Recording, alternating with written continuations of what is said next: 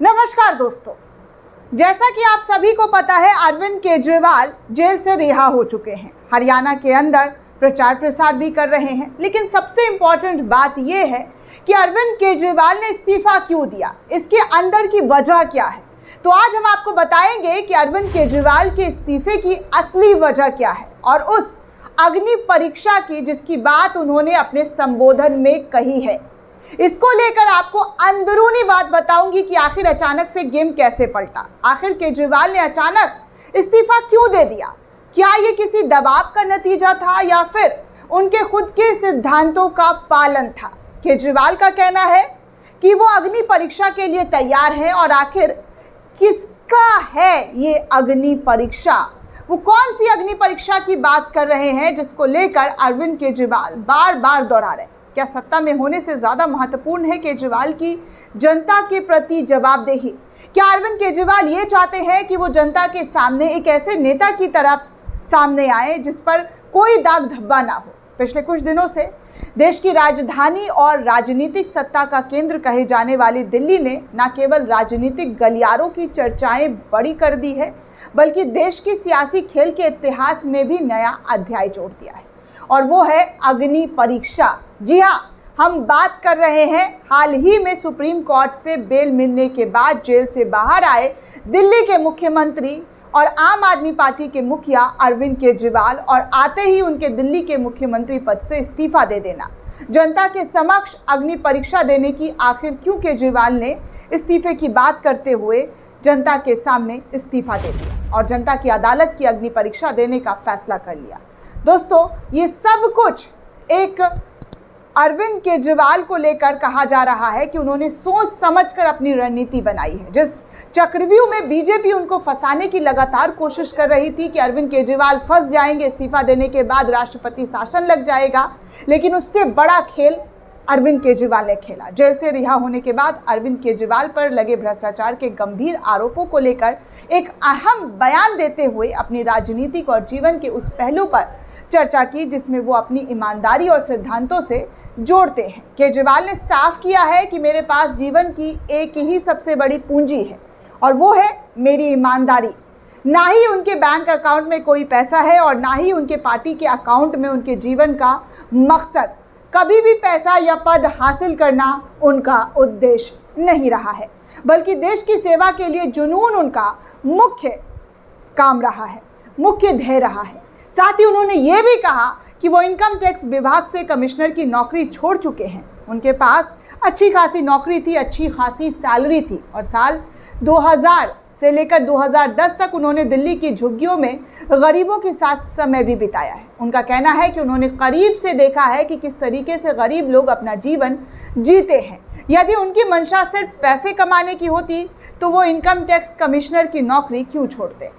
ये बड़ा सवाल है दोस्तों कि अरविंद केजरीवाल पर जो लांछन बीजेपी के जरिए लगाया जा रहा था, अरविंद केजरीवाल कोई अंगूठा छाप तो है नहीं, अरविंद केजरीवाल के पास बिना डिग्री वाले नेता तो है नहीं, बहुत बड़ा डिग्री है उनके पास, IITN है, और ये सब कुछ रहने के बावजूद उन्होंने राजनीति में आने का फैसला लिया। केजरीवाल ने यह भी बताया कि जब उन्होंने नौकरी छोड़ी थी तब उनका राजनीति में कोई प्रवेश नहीं था और ना ही उन्होंने मुख्यमंत्री बनने की कोई योजना बना रखी थी। उस समय उनके सामने कोई राजनीतिक दल भी नहीं था जिस वक्त उन्होंने राजनीति में कदम रखा था। अरविंद केजरीवाल ने कहा कि मुख्यमंत्री पद से इस्तीफा देना भी उनके लिए नई बात नहीं है। केजरीवाल के 39 दिनों की अपनी पहली सरकार का जिक्र करते हुए कहा कि उन्होंने अपने असूलों के लिए पहले भी मुख्यमंत्री पद से इस्तीफा दिया है। आज के दौर में जहां कोई छोटी नौकरी छोड़ने को तैयार नहीं होता है दोस्तों, वहां अरविंद केजरीवाल अपने सिद्धांतों के लिए मुख्यमंत्री पद छोड़ते हुए नजर आ रहे हैं। ऐसा उनके समर्थकों का कहना है, उनके चाहने वालों का कहना है, और तो और उनका ये भी कहना है कि पद और दौलत के प्रति उनका कोई मोह माया नहीं है। वो सिर्फ और सिर्फ देश की सेवा करना चाहते हैं, दिल्ली की जनता को खुश करना चाहते हैं, दिल्ली के लिए काम करना चाहते हैं, अच्छी शिक्षा, अच्छा स्वास्थ्य लोगों को मुहैया करवाना चाहते हैं। अब सवाल ये उठता है कि केजरीवाल का ये बयान क्या दर्शाता है? क्या ये उनकी ईमानदारी का प्रमाण है या फिर उनके विरोधियों की आलोचना को जवाब देने की अरविंद केजरीवाल की एक बहुत बड़ी रणनीति है? इस सवाल का जवाब खुद केजरीवाल ने जनता पर छोड़ दिया है। उन्होंने कहा है कि अब जनता ही ये तय करेगी कि वो ईमानदार हैं या गुनहगार। केजरीवाल का ये फैसला ऐसे समय में आया है दोस्तों जब उनकी पार्टी और सरकार लगातार विपक्ष के निशाने पर है। आने वाले दिनों में देखना ये होगा कि क्या केजरीवाल जनता की अदालत में देने वाली अग्नि परीक्षा में सफल हो पाएंगे या नहीं, ये तो जनता तय करेगी। लेकिन केजरीवाल ने ये साबित कर दिया है कि वो किसी भी धुरंधर नेताओं के सामने किसी भी तरीके के आरोपों के जिस तरीके के आरोप लगाए हैं उनको वो अपने सिर से खारिज करके ही दम मारेंगे। आजकल सत्ता छोड़ना कोई नहीं चाहता है दोस्तों। देखिए ना कुर्सी से सब नेता कैसे टिक कर बैठे हुए हैं। इतना आरोप, इतना इल्ज़ाम लगने के बावजूद भी कोई कुर्सी नहीं छोड़ रहा है। इनफैक्ट उत्तर प्रदेश का ही एग्जाम्पल ले लीजिए। योगी आदित्यनाथ के कामकाज से लेकर उनका लोकसभा में जो प्रदर्शन रहा है वो कितना बुरा रहा है। इसके बावजूद भी योगी आदित्यनाथ सत्ता पर बैठे हुए हैं, कुर्सी नहीं छोड़ा है। मीटिंग हुई, बहुत सारी मीटिंग हुई, दिल्ली बुलाया गया, लखनऊ में मीटिंग हुई, लखनऊ में बवाल हुआ और केशव प्रसाद मौर्य और ना जाने क्या क्या बयानबाजी देखने सुनने को मिला। और सबसे बड़ी बात, जिस अपराधियों को अपराध जेल में बंद कर दिया है, उन्होंने अपराधियों को जेल में लॉक कर दिया है, वो अपराध आए दिन उत्तर प्रदेश में देखने सुनने को मिलता है। चाहे वो अयोध्या मंदिर में एक लड़की के साथ जघन्य अपराध हो या फिर सड़क चलती लड़कियों को उठा लेना, ये तमाम खबरें आए दिन उत्तर प्रदेश से निकलकर सामने आता है। इस्तीफे की मांग बार बार विपक्षी दल के नेताओं के जरिए की जाती है, लेकिन मजाल है कि आज तक उन्होंने इस्तीफा दिया हो या बात कही हो, लफ्ज़ से एक अल्फाज निकाला हो, नहीं भैया, ऐसा कभी देखने सुनने को नहीं मिला।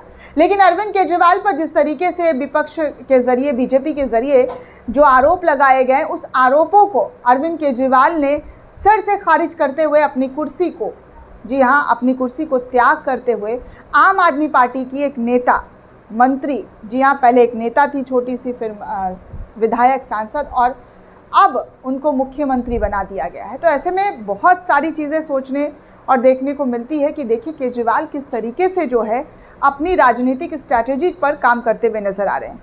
हाल ही के दिनों में कल हरियाणा में आपको याद होगा कि किस तरीके से केजरीवाल की रैली निकली थी और रैली में जो भीड़ था वो रिकॉर्ड तोड़ भीड़ था। ऐसा भीड़, ऐसा नज़ारा, इतना भीड़ तो अमित शाह की रैली में नहीं आया, इतनी भीड़ तो मोदी की रैली में नहीं आई जितनी भीड़ अरविंद केजरीवाल की रैली रोड शो में देखने सुनने को मिली। दोस्तों, इस पूरे रिपोर्ट को लेकर आप क्या सोचते हैं, आपकी क्या राय, हमें कमेंट करके ज़रूर बताइएगा। साथ ही साथ चैनल को ज़्यादा से ज़्यादा लाइक, शेयर और सब्सक्राइब करना बिल्कुल भी ना भूलें। धन्यवाद दोस्तों।